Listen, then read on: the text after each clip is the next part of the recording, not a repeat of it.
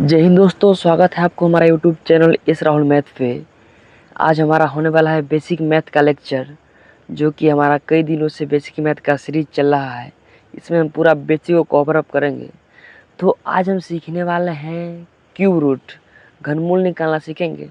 2-3 तरीक़ा से सीखेंगे, बेसिक मेथड से सीखेंगे और आपको हम उड़ाना भी सिखाएंगे, ट्रिक भी बताएंगे कि घनमूल 2 सेकेंड में आप कैसे बना सकते हैं। तो अपना टाइम वेस्ट किए वीडियो को हम शुरू करते हैं और आप लोग एक जगह फ़ोन को अच्छा से रख कर के क्लास कीजिए और जैसा जैसा हम बताते हैं वैसा वैसा करना है। और जो चीज़ याद करने के लिए बोलेंगे वो चीज़ आपको याद भी करना पड़ेगा। तो चलिए बिना टाइम वेस्ट किए हम वीडियो को शुरू करते हैं। तो आज का हमारा टॉपिक होने वाला है घनमूल, क्यूब रूट, बेसिक मैथ में होने वाला है। जैसे कि 64 का घनमूल निकालना है, 125 का निकालना है। ये दोनों नॉर्मल है तो आप लोग कैसे भी करके निकालेंगे। जैसे कि घनमूल निकालने का है कि बेसिक तरीका होता है। जो बेसिक मेथड आपको हम वर्गमूल निकालना सिखाए होंगे। जैसे कि 2 रखते हैं तो 2 से ही गुना करना पड़ता, 4 रखते हैं तो 4 से ही गुना करना पड़ता, 4 रखते तो 4 से ही क्यों गुना करना पड़ता था, क्योंकि मेरे भाई वर्गमूल किसी संख्या का स्क्वायर होता है।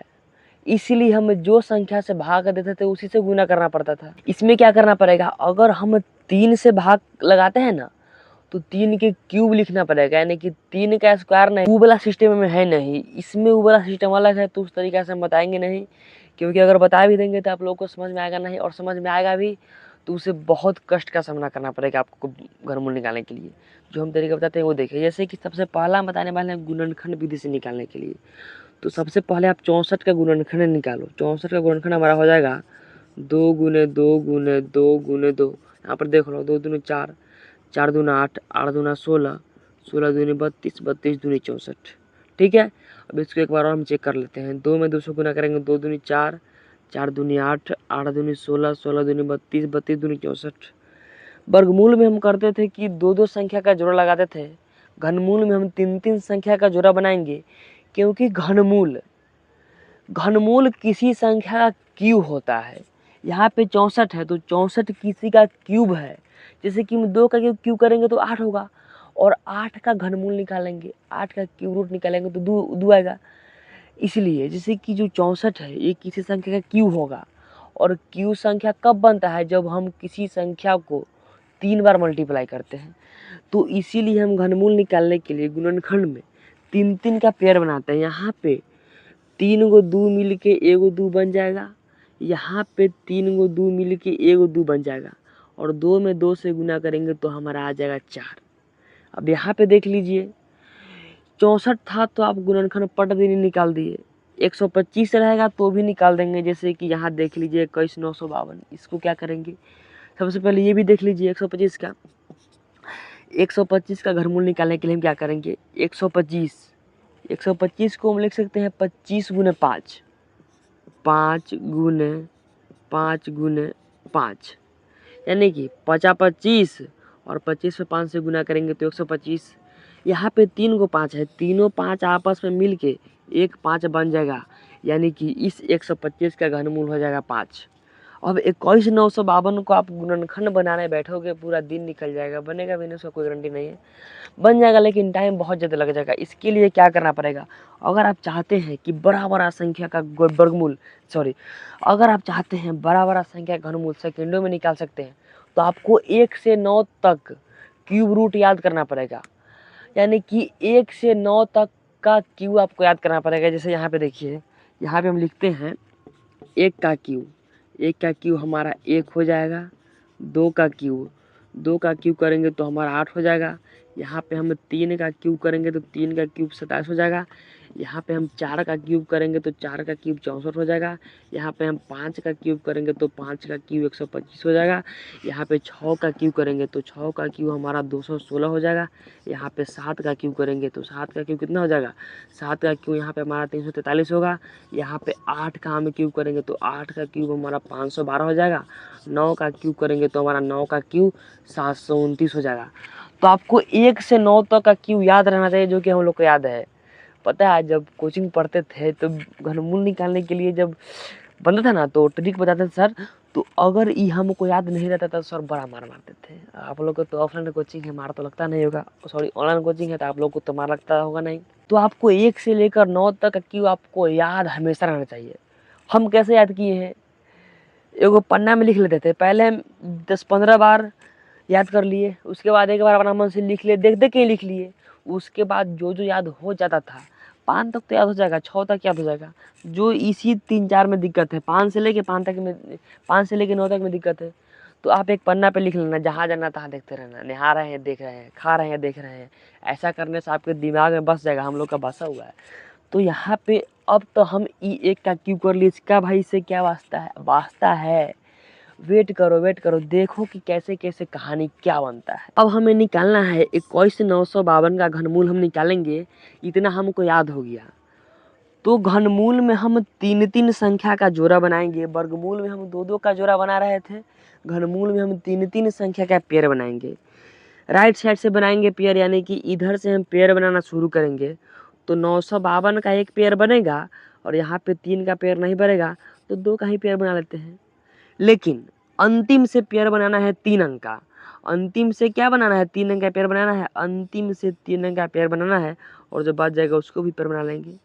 अब क्या करना है, अंतिम से हम पेयर बनाए हैं तो सबसे पहले अंतिम वाला संख्या का ही काम करेंगे। क्या करेंगे, अंतिम वाला संख्या का ही काम करेंगे। इसका अंतिम संख्या 952 है और 952 का लास्ट अंक 2 है। किसी भी संख्या को 3 अंक का पेयर बना लेंगे और लास्ट डिजिट देखेंगे, लास्ट का संख्या यहाँ पे 2 है, लास्ट का संख्या 2 है। अब यहाँ पे हम देखेंगे, यहाँ पे देखेंगे कि कौन सा संख्या का हम क्यूब किए हैं, तो उसका अंतिम संख्या 2 आया है। आपका दिमाग जाएगा 8 पे। 8 का देखिए, 8 का क्यूब होता है 512 और 512 का अंतिम अंक 2 है, और यहाँ पे जो हमारा घनमूल निकालना है इसका भी अंतिम अंक 2 है। क्या है, अंतिम अंक 2 है। तो इस 952 के बदले, इस 952 के बदले हम 8 लिख देंगे। क्या लिखेंगे, 8 लिखेंगे, क्योंकि 8 का क्यूब किए हैं तब ना उसका अंतिम अंक 2 आया है। 8 का क्यूब 512 है, इसका अंतिम अंक 2 है। यहाँ पे भी कोई संख्या 8 रहा होगा तब ना उसका क्यूब करेंगे तो उसका अंतिम डिजिट यानी कि ये वाला 2 आएगा। तो ये 3 के जगह पे हम 8 लिख देंगे। क्या लिखेंगे, 8 लिख देंगे पहले। अब यहाँ पे इसका काम कंप्लीट हो गया। अब यहाँ पे बचा 21। अब 21 को देखना है कि 21 कौन से संख्या के क्यू के बीच में है। जैसे कि 21 देखिए, 21 1 के क्यू और 8 के क्यू और 27 के क्यू। जैसे कि दो संख्या के एवरेज देखना है कि 21 जो है कौन संख्या के क्यू से छोट है और कौन संख्या के क्यू से बड़ है। तो यहाँ पे 1 का क्यू 1 है और 2 का क्यू 8 है। अगर 1 और 8 के बीच में हम रखते हैं 21, तो इसका मतलब नज़दीकी आता नहीं है। हमको वो संख्या चुनना है जो 21 के जस्ट करीब होगा, जस्ट करीब बड़ या जस्ट करीब छोट होगा।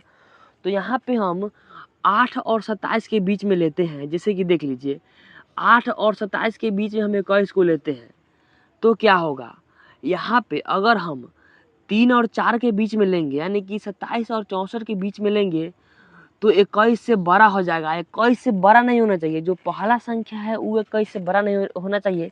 यहाँ पे जो संख्या बचता है वो हमें ये देखना है कि वो संख्या है वो कौन दो संख्या के बीच में सर्वाइव करता है।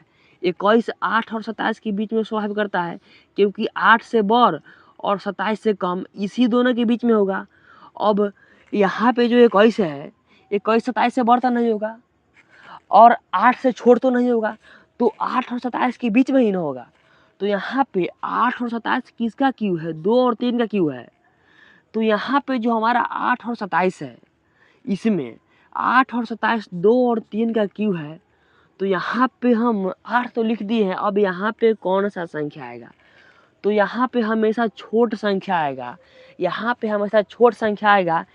8 और 27 में छोट कौन है, 8। तो हमें ई नहीं लिखना है, देखना है कि ई 8 किसका क्यू है।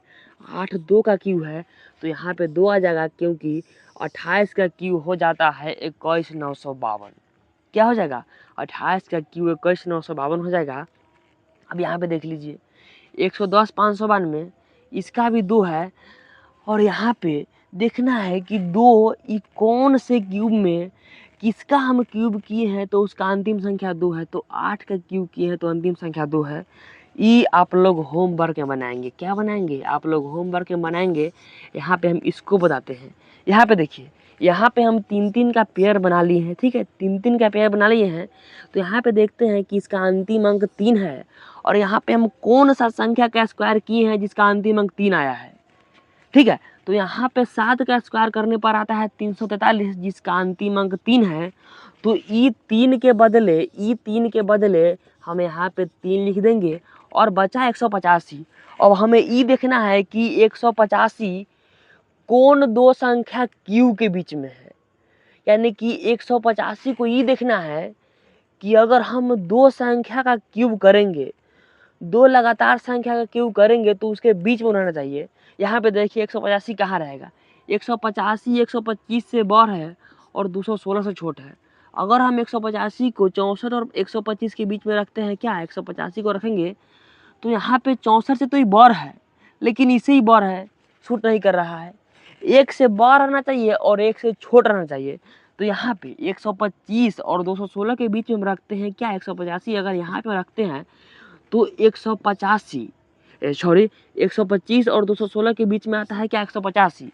अब यहाँ पे देखना है कि छोट संख्या कौन है, तो यहाँ पे छोटा 5 है, तो ये 3 के पहले 5 लग जाएगा, यानी कि ये जो हमारा है 185 193, इसका घनमूल हमारा आ जाएगा क्या 53, यानी कि 53 का क्यू है 185 193। तो आप लोग को घनमूल निकालना यहाँ पे होता है समाप्त। अगर आप लोग चाहते हैं कि घनमूल हम ऐसे तरीक़े से ट्रिक से बढ़िया से निकाल सकते हैं, तो आपको मेरे भाई 1 से 9 तक का क्यू मुँह पे याद रहना चाहिए। एक बार मेरे साथ बोलिए, 1 का क्यू 1, 2 का क्यू 8, 3 का क्यू 27, 4 का क्यू 64, 5 का क्यू 125, 6 का क्यू 216, 7 का क्यू 343, 8 का क्यू 512, 9 का क्यू 729 और 10 का तो सबको पता है 1000। तो आपको घनमूल निकालना आया कि नहीं आया? हमारा पढ़ाने का तरीका आपको कैसा लगा? समझ आया कि नहीं आया? अगर 1-2% भी समझ आया होगा तो आप इस क्वेश्चन को ज़रूर बनाइएगा, इस क्वेश्चन को आप ज़रूर बनाइएगा।